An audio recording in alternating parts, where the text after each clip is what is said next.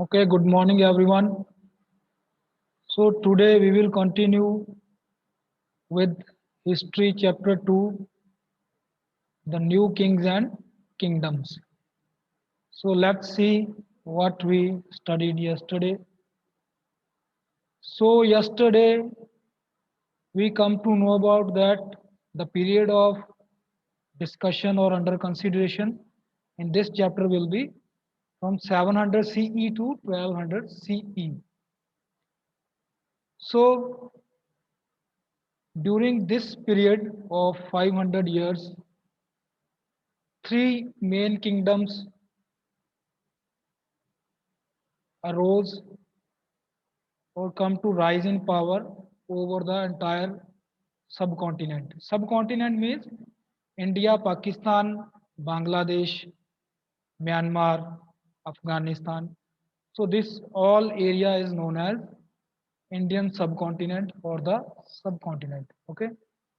So there was a great struggle for power between these three kingdoms. So the three kingdoms were the Gurjara Pratiharas, Palas, and the Rashtrakutas. So we come to know about a tripartite struggle that took place between all these three kingdoms. In the end of this tripartite struggle, there was a decline of power of all these three kingdoms since they have already wasted all their wealth and precious time and resources while fighting all these wars. Okay, so the little provinces under them or the feudatories which were working under them, they started rebellions. They established their own rule, established their own small kingdoms. Then there was a rise of Rajput dynasties in the entire northern part of the subcontinent. So then we came to know that the foreign invaders also attacked and there was a decline in the Rajput kingdoms also. So there is a rule in the history that everything that goes up, it will come down after a while. And second is that history repeats itself. जो भी कोई बहुत ज़्यादा power gain कर जाता है किसी time period में, नेक्स्ट टाइम पीरियड में पावर उसकी चली जाती है, कम हो जाती है, डिक्लाइन हो जाती है. तो this is the basic rule in the history. और किसी भी तरह की कोई कितना भी स्ट्रॉन्ग किंग हो, किंगडम हो, डायनेस्टी हो, it will come down.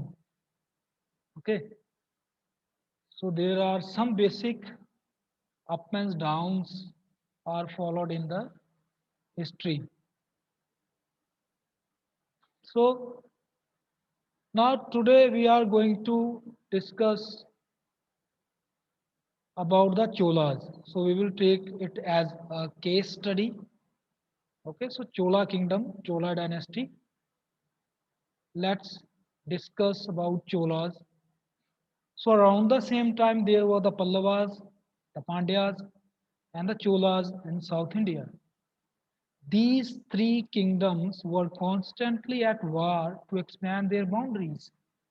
Under the Cholas, establishment of certain institutions along with the emergence of certain cultural forms determined the pattern of living in the south and partially influenced lifestyle elsewhere in the peninsula. This region of Cholas also saw an active interaction with Southeast Asia. The Cholas were by far the most important dynasty in the subcontinent at this time. So, what time period we are talking about? After the decline of three main dynasties, that is Gurjara Pratiharas, okay, Palas, and Rashtrakutas. That means after the tripartite struggle was over, there arose Rajput kingdoms in northern India, and in southern India there was a rise of three another kingdoms like Pallavas, Pandas, and Cholas. So among these three kingdoms, Cholas were the prominent. They were dominant and they were more powerful. They established their trading links with a lot of other countries. In the 9th century, the Pallavas were defeated and uprooted by the Cholas, who emerged as the dominant power in the south. In the middle of the 9th century, Vijayala of the Chola dynasty conquered the region of Tanjavur. From Tanjavur, the Cholas spread northward, annexing in the 10th century what remained of the Pallava territory. So Pallavas, Cholas defeated the Pallavas, acquired their territories. Annexation means to mix up their, to capture others' territory, to mix up their territories within our territory. It is called annexation. In 907, Parantaka first came to power and ruled for almost half of century. He did consolidate the Chola rule in the face of Rashtrakuta and Pandya adversaries. So now we are talking about a king of Cholas, that was Parantaka first. He consolidated the Chola Empire and protected it against the invasion of Rashtrakutas and Pandyas. The Chola reign was firmly established with accession of Raja Raja.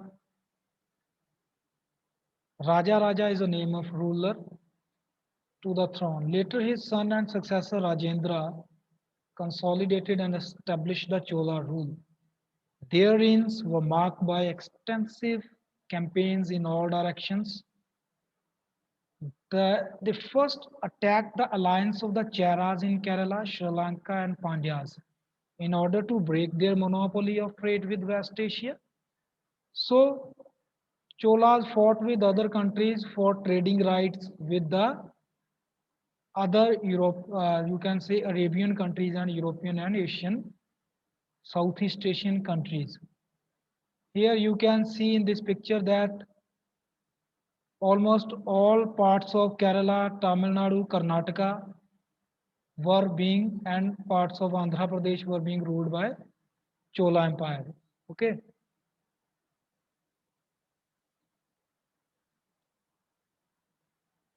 In 1021 to 1022, the famous Northern Campaign was launched.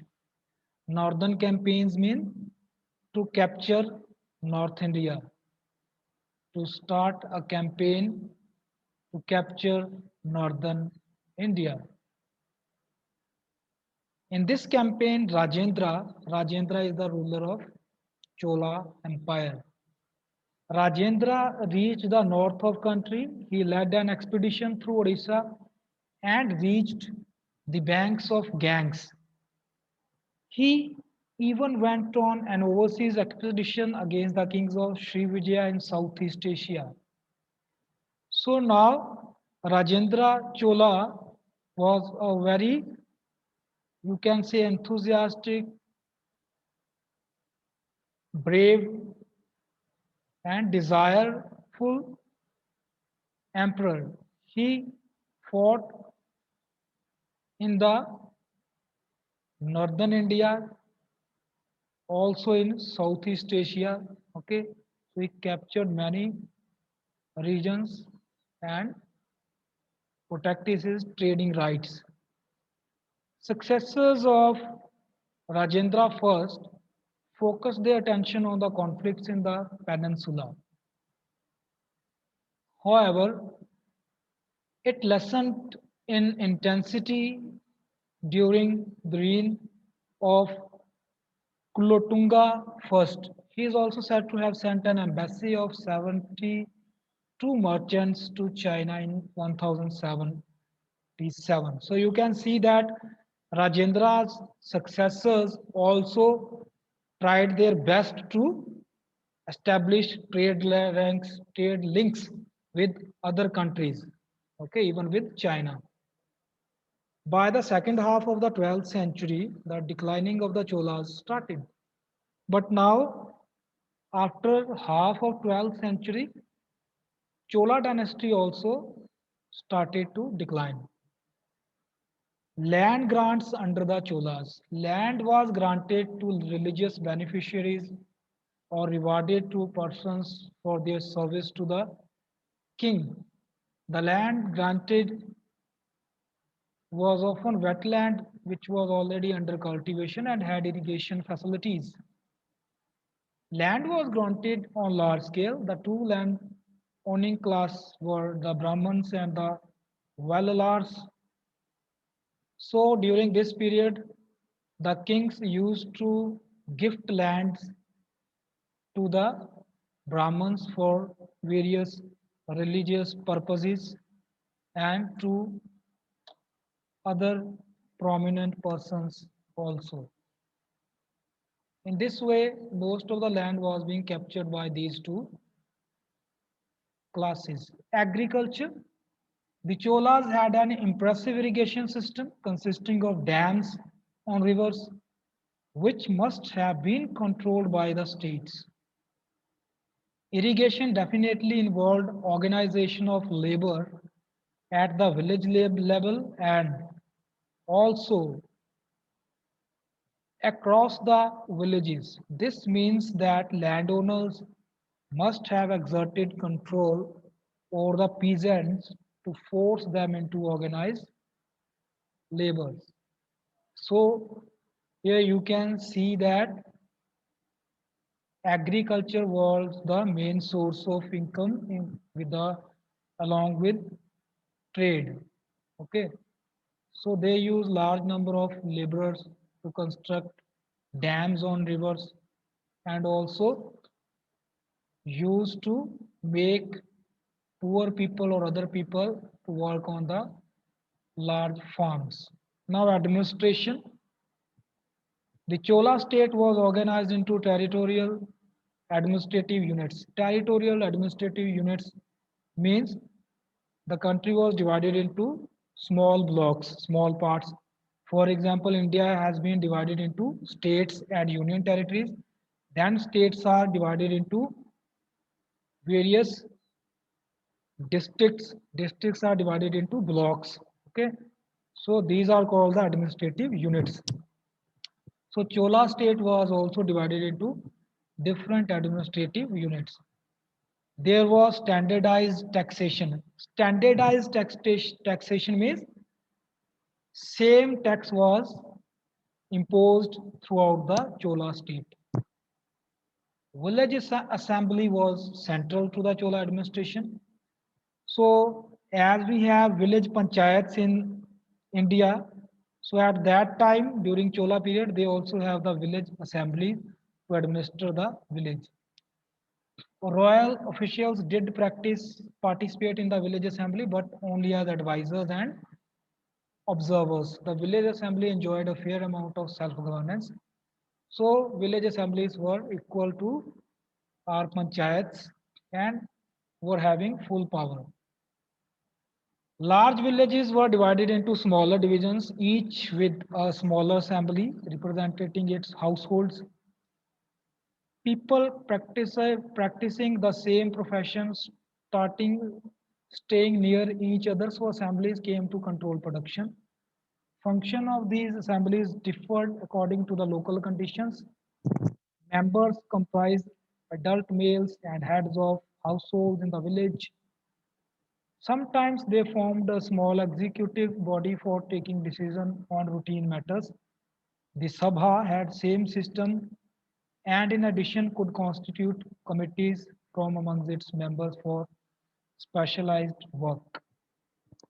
So what happened now? The different people belonging to same professions, they made their own groups. जैसे अभी markets में जाओ आप तो आपको पता चलेगा कि मार्केट जो है अलग अलग यूनियंस में डिवाइडेड होती है. फॉर एग्जांपल जितना भी किराना का सामान बेचने वाले लोग हैं वो उनकी अपनी यूनियन है, बार्बर्स की अपनी यूनियन है, इलेक्ट्रॉनिक प्रोडक्ट्स वालों की अपनी यूनियन होती है, तो हर एक की एक यूनियन है. सो उस समय भी विलेजेस में टाउन्स में लोगों ने चोला एम्पायर के टाइम में भी अपनी यूनियंस बना रखी थी. They have different assemblies of same professions. Villages were group together under Nadu. तो ग्रुप्स को विलेजेस का, जैसे 10-20 विलेजेस का एक ग्रुप होता था, ऐसे ग्रुप्स थे विलेजेस के जिनको नाडूज बोला जाता था। Nagaram were centres of exchange and came within इन नाडूज। और जैसे 10-20 विलेजेस हैं तो इनके एक सेंटर में एक ऐसा छोटा सा टाउन बना दिया जाता था जहाँ पर ये गुड्स की एक्सचेंज वगैरह करते थे। उसको नगरम बोला जाता था, नगरम। A group of nadus formed Valanadus and number of Valanadus made mandalams. So ये क्या हो गया, अब एडमिनिस्ट्रेटिव यूनिट्स होगी। ठीक है, कि कुछ गांव के ग्रुप्स को मिला के एक ग्रुप बन गया, फिर उनको मिला के एक और बड़ा ग्रुप। तो इस तरह से ये क्या एडमिनिस्ट्रेटिव ब्लॉक्स बन रहे हैं।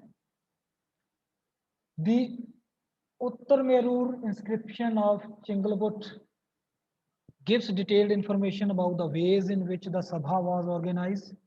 Names of people eligible to be members of the Sabha were put into an earthen pot and were taken out as draw of lots. तो ये क्या करते थे, अपने मेंबर्स को, हेड्स को चुनने के लिए, जैसे आज हम वोटिंग करते हैं, ये क्या करते थे कि जैसे एक विलेज है, उन्होंने अपने रिप्रेजेंटेटिव्स को चुनना है, तो वो क्या करते थे कि एक पॉट में जो मेन बंदे जो बनना चाहते थे, लीडर्स, उनके नाम एक अर्धन पॉट में डाल दिए जाते थे। और जैसे उन्होंने 5 मेंबर चुनने हैं तो फर्स्ट 5 जो पेपर्स हैं उनको उठा लिया जाता था, देखते थे किस किस का नाम निकला है, तो उनको बना दिया जाता था मेंबर्स। ठीक है, ये हमें सिस्टम कहाँ से पता चला है, उत्तर मेरूर इंस्क्रिप्शन से। उत्तर मेरूर कोई जगह का नाम है, चिंगलबुट एक जगह का नाम है, वहाँ पर ये इंस्क्रिप्शन मिली है। तो उसमें ये सारा कुछ लिखा हुआ है। The criteria to be eligible as a member, और सभी लोग मेंबर नहीं बन सकते या उस लॉटरी सिस्टम में पार्टिसिपेट नहीं कर सकते। कौन कौन कर सकता था? Owners of land from which land revenue is collected. Second, they should have their own homes. Third, they should be between 35 and 70 years of age. They should have knowledge of Vedas, and they should be well versed in administrative matters and should be honest. So these were the qualifications to become a member of that Sabha or assembly. Anyone who had not submitted his accounts and those his relatives was not considered eligible. तो जो ये सारी information provide नहीं कर सकता था, वो leaders की दौड़ में शामिल नहीं हो सकता था, कंटेस्ट नहीं कर सकता था। So towns and markets were established to exchange goods. Pattanams were there. Pattanams क्या होती हैं? टाउन्स जहाँ पर की गुड्स की एक्सचेंज होती है, specially near the coastal lines. Rural markets as well as pattanams were recognized by administrative as potential sources of revenue। तो यहाँ पर बड़ी बड़ी मार्केट्स थी, लोग आके अपनी जो है गुड्स को एक्सचेंज करते थे, और इस तरह से जो चोला एम्पायर है उनको टैक्स मिलता था। तो किस तरह की चीज़ें होती थी यहाँ पर exchange? For example elephants, horses, spices, perfumes, precious stones, good quality textiles, metal ware, jewelry, pottery, and salt. So a lot of things were exchanged there. Emergence of temple as an institution. During the Chola period, temple architecture marked a departure from the earlier rock cut temple monuments to independent structures. पहले rock cut temples बनाए जाते थे, पूरे के पूरे temple को, पूरे के पूरे पहाड़ को काट के टेम्पल क्रिएट कर दिया जाता था। लेकिन अब उन्होंने अलग अलग इंडिपेंडेंट जो है स्ट्रक्चर्स बनाने स्टार्ट कर दिए, अलग अलग टेम्पल्स बनाने स्टार्ट कर दिए। They were initial small but eventually became immense in size as they acquired the status of surrogate courts. तो इनको एक कोर्ट्स की तरह भी वो यूज करना उन्होंने स्टार्ट कर दिया था।